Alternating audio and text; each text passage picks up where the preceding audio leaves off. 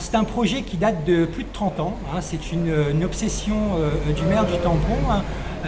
qui a consisté à exproprier, notamment dans les années 2008, un certain nombre de personnes. Aujourd'hui, donc, on remet ça sur le tapis. C'est un projet qui avait été abandonné à l'époque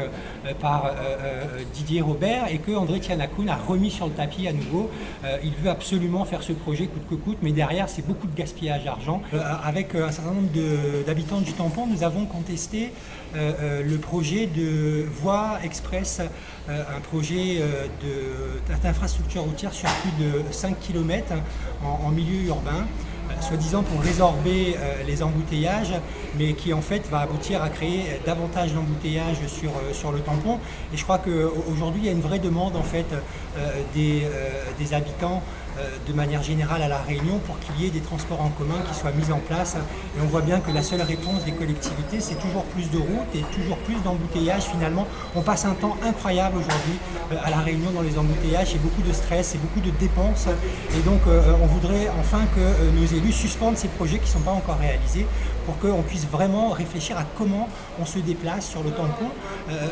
dans la CA-Sud, mais au-delà sur toute La Réunion aujourd'hui, parce que c'est vrai que la politique des déplacements, c'est vraiment un impensé et on perd beaucoup de temps dans les embouteillages. Donc nous avons contesté cette délibération donc, de la CA-Sud,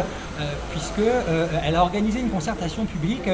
finalement, qui a été faite un peu en mi-souk, comme c'est souvent le cas, et cette concertation publique n'a absolument pas tenu compte, déjà d'une part, de toutes les remarques qui avaient été faites par les personnes qui, malgré tout, ont pu participer à cette concertation publique, et que surtout, la commune reste complètement figée, la CA-Sud reste complètement figée sur ce projet, et aujourd'hui on aimerait plutôt que cet argent, 60 millions d'euros, il soit utilisé justement à la réfection des routes du réseau secondaire ou à la mise en place d'une vraie structure de transport en commun, de bus, avec des voies réservées, avec des horaires attractifs, avec un tarif intéressant pour encourager les gens justement à prendre le bus pour qu'il y ait beaucoup moins d'embouteillages.